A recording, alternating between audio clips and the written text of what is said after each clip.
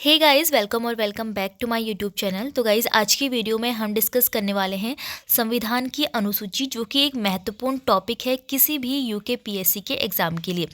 वैसे तो आपके हर एग्ज़ाम में जो है संविधान से 1, 2 या 3 क्वेश्चन बनते ही बनते हैं, लेकिन जो आपका फॉरेस्ट गार्ड का एग्ज़ाम होने वाला है 9 अप्रैल, तो उसके लिए भी ये आपका टॉपिक बहुत ज़्यादा इम्पोर्टेंट है। तो आप इस वीडियो को पूरा देखिएगा।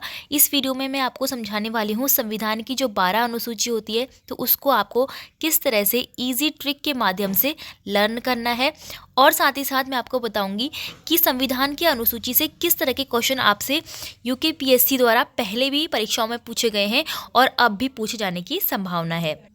तो देखिए, कभी कभार जो है आपके संविधान से अनुच्छेदों से क्वेश्चन बनता है और कभी कभार आपके अनुसूचियों से आपका क्वेश्चन बनता है। तो चलिए वीडियो शुरू कर लेते हैं। सबसे पहला जो है हमारा पहली अनुसूची। पहली अनुसूची के अंतर्गत क्या बताया जाता है? पहली अनुसूची के अंतर्गत बताया जाता है कि राज्य और केंद्र शासित प्रदेश। तो किसी भी देश के निर्माण के लिए उसके अंदर राज्य होते हैं, केंद्र शासित प्रदेश होते हैं, तो इसी का जिक्र हमारे पहली अनुसूची के अंतर्गत किया जाता है। अब आपसे पूछा जा सकता है कि जो भारत है वहाँ कितने राज्य और कितने केंद्र शासित प्रदेश हैं। ये क्वेश्चन आपसे इसलिए पूछा जा सकता है क्योंकि इसकी संख्या घटती बढ़ती रहती है। बीच में भी आपकी पहले 29 राज्य हो गए थे, फिर 28 हो गए, है ना। इस तरह से आपको लर्न रखना है कि हमारे पास केंद्र शासित प्रदेश यानी कि यूनियन टेरिटरीज 8 हैं और राज्य यानी कि स्टेट 28 हैं। ठीक है, तो किसी भी नए राज्य के निर्माण और केंद्र शासित प्रदेश के निर्माण के लिए क्या करना होता है? हमारी जो पहली अनुसूची होती है उसमें संशोधन करना पड़ता है। ठीक है, तो अगर आपको कोई सा भी नया राज्य बनाना है, जैसे कि आपका जो है आंध्र प्रदेश, वो भाषाई आधार पर बना है, और फिर उसके बाद आप देखते होंगे कि जम्मू कश्मीर या फिर किसी भी राज्य को आपको केंद्र शासित प्रदेश बनाना है, तो उसके लिए क्या करना पड़ेगा? पहली अनुसूची में संशोधन करना पड़ेगा, फिर जाके आपका उसका निर्माण होगा। जैसे कि आपका एक उदाहरण है, संविधान के 69वें संशोधन के द्वारा दिल्ली को राष्ट्रीय राजधानी क्षेत्र घोषित किया गया। तो दिल्ली कोई राज्य नहीं है, आपको पता ही होगा। दिल्ली क्या है? राष्ट्रीय राजधानी क्षेत्र है। इसीलिए दिल्ली को क्या बोला जाता है? दिल्ली एनसीआर बोला जाता है। ठीक है, इसीलिए इसको बोला जाता है क्योंकि ये राष्ट्रीय राजधानी क्षेत्र है। अब देखिए, इसकी इजी ट्रिक कैसे याद रखनी है आपको। तो पहली अनुसूची है, तो वैसे तो आपको इसकी इजी ट्रिक भी याद रखने की ज़रूरत नहीं है, लेकिन फिर भी अगर आप भूल सकते हैं तो ऐसे याद रखिएगा कि एक देश के निर्माण के लिए राज्य और केंद्र शासित प्रदेश चाहिए होते हैं। अब इसमें जो एक वर्ड आ रहा है उससे आपको समझ में आ जाएगी कि पहली अनुसूची है, और राज्य और केंद्र शासित प्रदेश तो आपको याद ही रखना है। तो देखिए, आप क्वेश्चन कैसे पूछा जाता है एग्ज़ाम में। तो अगर आपके एग्ज़ाम में क्वेश्चन बनेगा यहाँ से, तो इस तरह से बनेगा कि पहली अनुसूची के अंतर्गत किसका उल्लेख किया जाता है, या फिर पहली अनुसूची के अंतर्गत क्या बताया जाता है। ठीक है, तो आपके जो ऑप्शन दिए रहेंगे उसमें ऐसे दिया रहेगा कि पहली अनुसूची के अंतर्गत देश और राज्य राज्य और केंद्र शासित प्रदेश का जिक्र है, या फिर पंचायती राज का है, या फिर शहरी निर्माण का है। ठीक है, इस तरह से क्वेश्चन आपसे पूछेंगे, या फिर इनमें से कोई नहीं है, तो आपको क्या करना है? राज्य और केंद्र शासित प्रदेश पर टिक लगाना है। क्यों? क्योंकि पहली अनुसूची के लिए आपने ट्रिक लर्न करी है कि एक देश में राज्य और केंद्र शासित प्रदेश होते हैं। तो ये हो गई आपकी पहली अनुसूची। तो फ्रेंड्स, मैंने जो संविधान की पूरी 12 अनुसूचियाँ हैं उसको आपको वाइट बोर्ड पर भी समझाया था, तो आपके लिए मैं वो लिंक डिस्क्रिप्शन या फिर कमेंट बॉक्स में अटैच कर दूंगी। तो आप वहाँ से अगर वाइट बोर्ड पर समझना चाहते हो तो वहाँ से भी आप समझ सकते हो। चलिए नेक्स्ट देखते हैं। दूसरी अनुसूची हमारी है वेतन, भत्ते और पेंशन। दूसरी अनुसूची के अंतर्गत हमारी जो सैलरी है, भत्ता है, पेंशन है, तो उन सबको रखा गया है। और ये किनकी है? जो भी उच्च पद पर आसीन है, जैसे कि हमारे राष्ट्रपति, राज्यपाल, लोकसभा अध्यक्ष, उपाध्यक्ष, राज्यसभा के सभापति, जो सर्वोच्च न्यायालय के न्यायाधीश होते हैं, तो इन सभी का जो है वेतन, भत्ता और पेंशन का उल्लेख किस में किया गया है? दूसरी अनुसूची में किया गया है।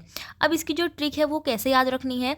इसकी ट्रिक आपकी है, किसी भी देश को चलाने के लिए 2 पैसे की आवश्यकता होती है। तो यहाँ से देखिए, आप अगर 2 पैसा याद रख लोगे, पहले तो आपको क्या याद रखना है? एक देश के लिए राज्य चाहिए और केंद्र शासित प्रदेश चाहिए।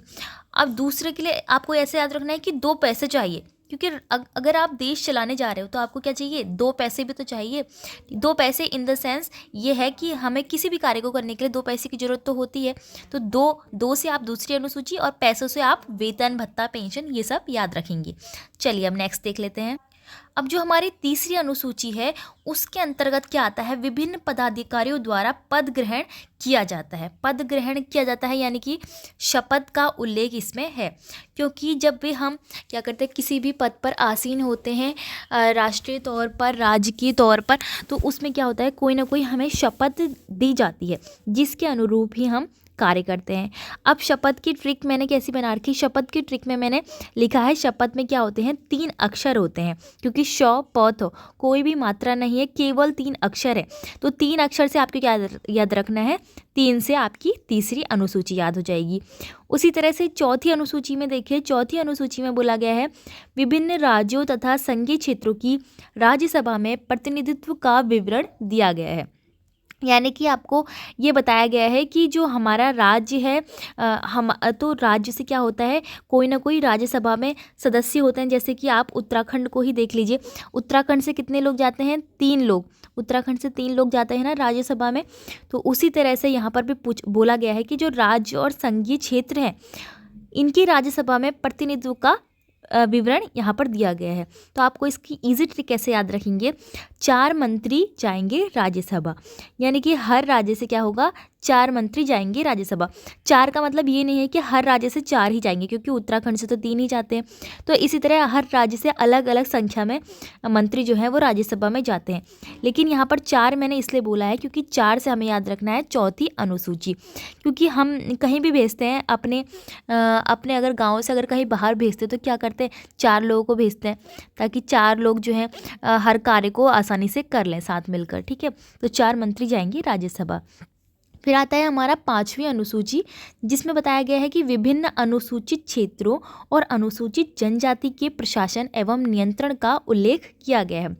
तो 5वीं अनुसूची में हमारा टोटल मिला के क्या किया गया है, अनुसूचित जो जनजाति होती है एसटी और एसटी की जो क्षेत्र होते हैं वहाँ का जो प्रशासन नियंत्रण होता है उसका उल्लेख किया गया है कि हम जनजाति जो क्षेत्र हैं और जनजाति जो लोग हैं वहाँ का जो राजकाज है वो कैसा चलना चाहिए। तो इसके लिए मैंने ईजी ट्रिक बनाई है, 5 उंगलियाँ कंट्रोल करती हैं। हमको क्या करती हैं, 5 जो उंगलियाँ हैं वो हमारी कंट्रोल होती है, इसलिए 5, ठीक है। 5 उंगलियों से हमें 5वीं अनुसूची याद रखनी है। कंट्रोल से हमें क्या याद रखना है, नियंत्रण। नियंत्रण किसका, 5 उंगलियों का। अब 5 से आप याद रखेंगे, आप वैसे भी उत्तराखंड के ही यूकेपीएससी के स्टूडेंट हैं तो आपको पता होगा हमारे जो उत्तराखंड है वहाँ कितनी जनजातियाँ हैं, 5 जनजातियाँ हैं। उनके नाम कौन कौन से हैं, पहली का है थारू जो कि उत्तराखंड की सबसे बड़ी जनजाति है। दूसरा है जौनसारी जो कि आपकी गढ़वाल मंडल की सबसे बड़ी जनजाति है और उत्तराखंड की दूसरे नंबर पे आती है। फिर है आपकी एक भोटिया जनजाति, ठीक है, पिथौरागढ़ में निवास करती है। चौथा है आपकी राजी जनजाति जो कि वनों में निवास करती है, वनरौत भी कहा जाता है। और 5वीं आपकी लास्ट जनजाति कौन सी है, बोक्सा जनजाति। तो बोक्सा जनजाति आपको उधम सिंह नगर नैनीताल ज़िलों में देखने की मिल जाती है। तो इस तरह से 5 जनजाति हैं और उनको कंट्रोल करना है, उनके क्षेत्र को, उनका जो प्रशासन है उनको नियंत्रण में रखना है। तो क्या करना होगा, 5 उंगलियों को कंट्रोल करना होगा। तो इस तरह से मैंने ये ट्रिक बनाई है। देख लीजिए यहाँ पर भी मैंने उनका नेम लिखे हैं सारी जनजातियों का, आप नोट कर सकते हो। अब आती है हमारी 6ठी अनुसूची। तो 6ठी अनुसूची के अंतर्गत दिया गया है असम, मेघालय, त्रिपुरा, मिजोरम राज्यों के जनजातीय क्षेत्रों के प्रशासन के बारे में प्रावधान दिया गया है।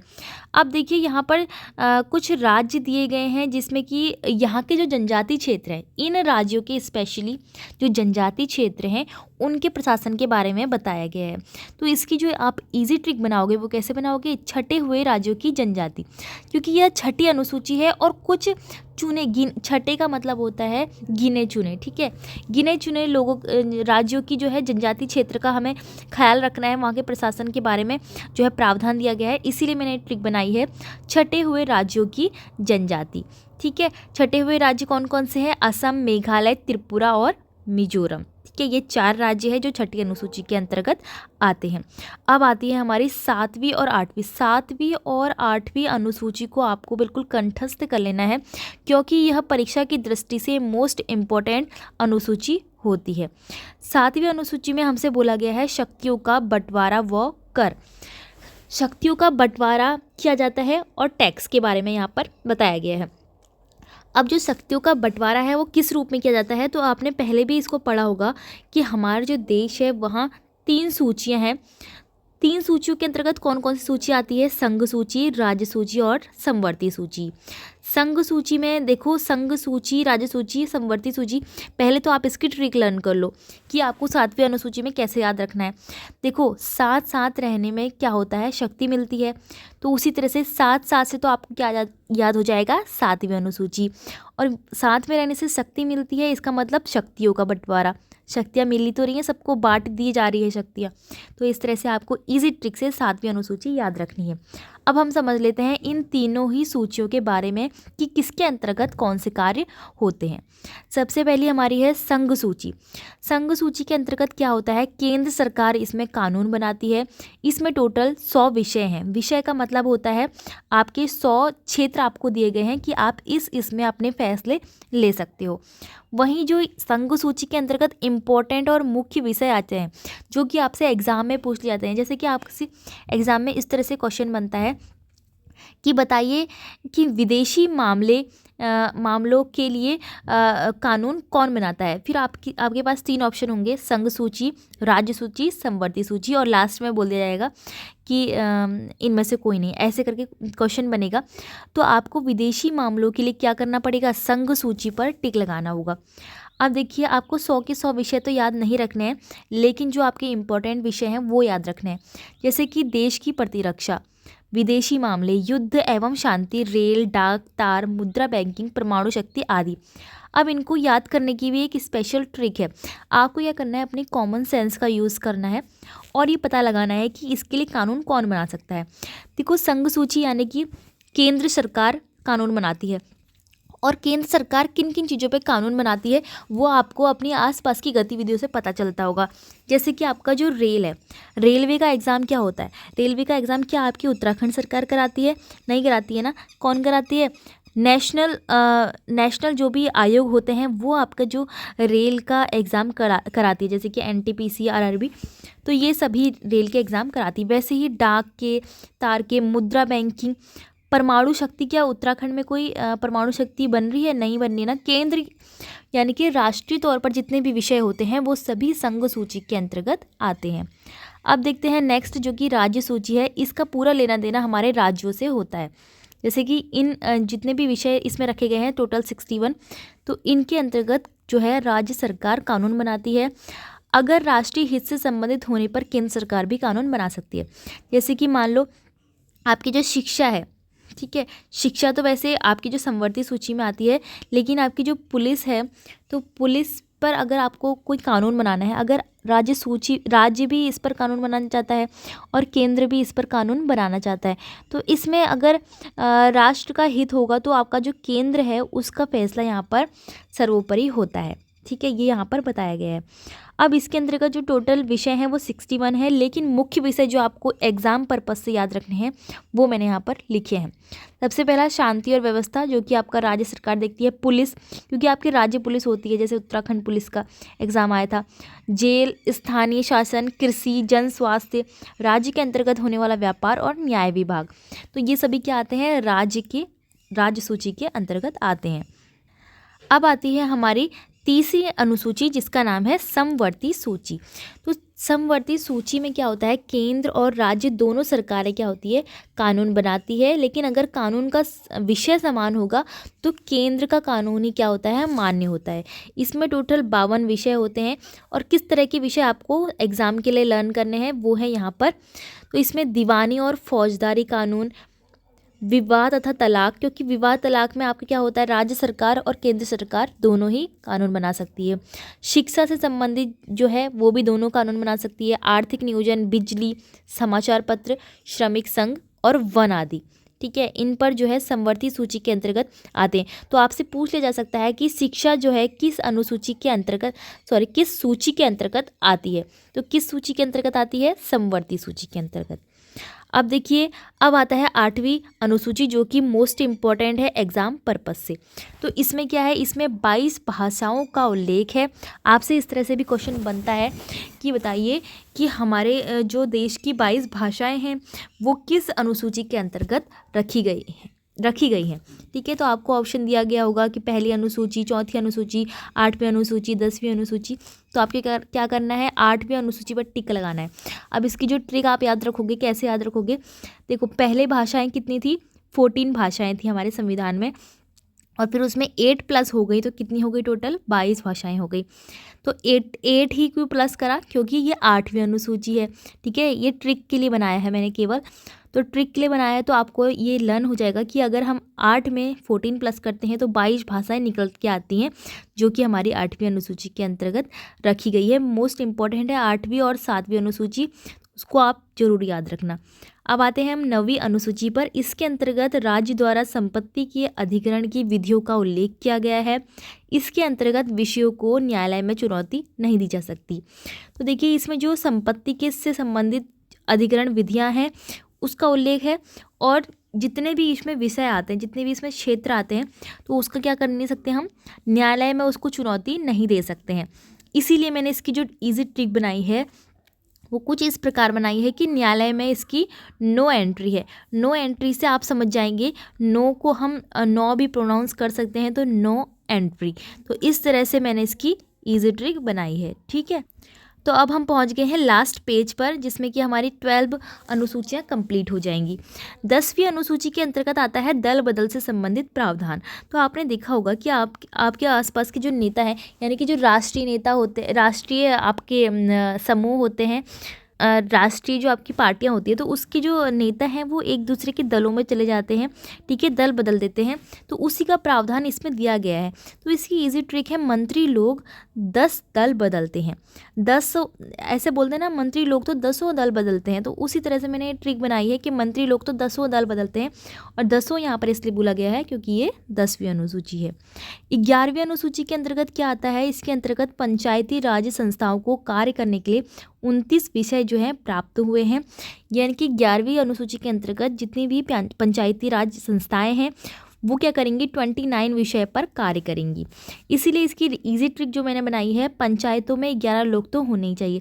जैसे जब कहीं पंचायत बैठती है तो हम क्या बोलते हैं कि कम से कम पंचायत में 11 लोग तो होने चाहिए। ये मैंने अपने मन से जो है इजी ट्रिक बनाई है। तो इससे आपको क्या याद रखेगा कि पंचायत है, 11वीं अनुसूची में क्या है, पंचायत के लोग हैं। अब आती है हमारी लास्ट अनुसूची। लास्ट अनुसूची में शहरी क्षेत्र की स्थानीय स्वशासन संस्थाओं को कार्य करने के लिए 18 विषय प्रदान किए गए।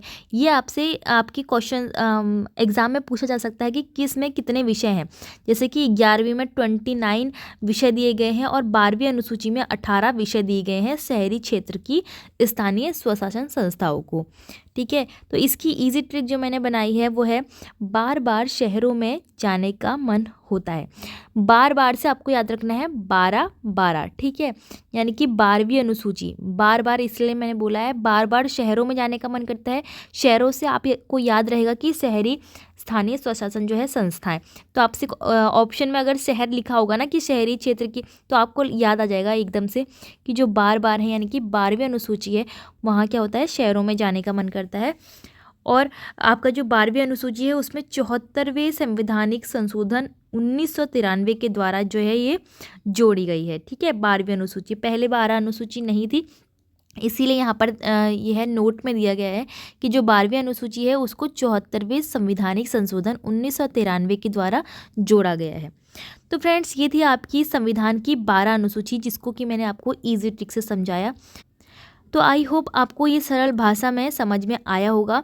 इसी तरह से मैं और भी आपके लिए जो है important topics forest guard exam के लिए, साथ ही अन्य यूकेपीएससी एग्ज़ाम के लिए, और साथ ही साथ आपके प्रैक्टिस सेट, एमसीक्यू, ये सभी लाते रहूँगी। आई होप आपको इस तरह की वीडियो पसंद आ रही होंगी। अगर आपको वीडियो पसंद आई तो लाइक, शेयर, सब्सक्राइब जरूर करना, और साथ ही बताना कि आपका नेक्स्ट टॉपिक कौन सा रहने वाला है।